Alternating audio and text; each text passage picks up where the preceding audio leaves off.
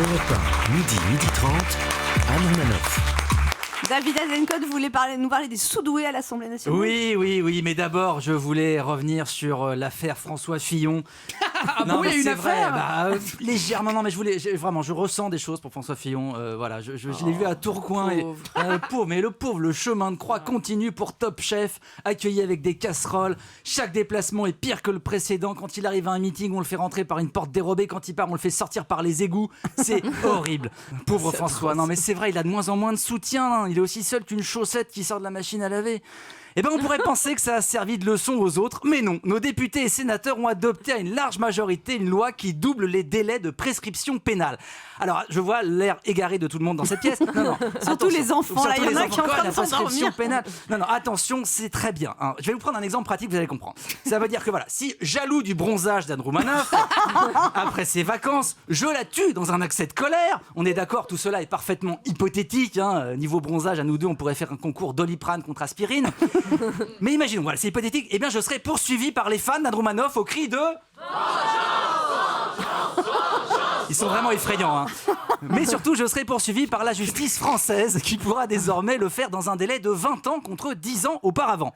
Voilà. Mais un amendement discret a été rajouté par un sénateur Les Républicains qui réduit à 12 ans maximum à partir de leur découverte les poursuites pour délits cachés, comme abus de biens sociaux, corruption, voire... emploi fictif.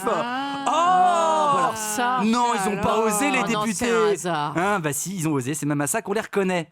Alors, la loi n'est pas rétroactive, mais si elle avait existé, ça veut dire que Pénélope Fillon et François n'auraient pas été embêtés pour la période 98-2005. Mais alors, maintenant, on ne peut plus embêter les gens qui ont fait ça. C'est trop tard, le délai est passé. Hein, ça me rappelle ma copine au bout de 3 mois de grossesse, quand elle m'a dit « Le délai est passé.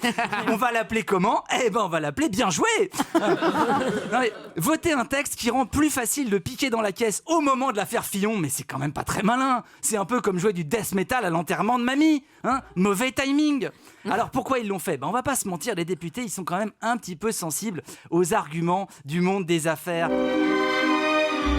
Bon, écoute, mon ami député, ce serait bien de changer la loi, parce que tous ces délais de prescription, c'est trop long, c'est pas bon pour la tranquillité des affaires. Bien sûr, donne mes défauts. Alors non, mes défauts, non, je compare pas le MEDEF et la mafia. Hein, la mafia, au moins quand tu lui files du pognon, elle crée des emplois. En tout cas, hier, il y avait des manifestations anticorruption dans toute la France. On y a entendu des slogans très drôles comme « J'arrête mes études, je deviens assistant parlementaire ». C'est marrant, mais je sais pas pour vous, mais je me dis qu'en mai, aux élections, on va moins rigoler. Europe 1, ça pique, mais c'est bon.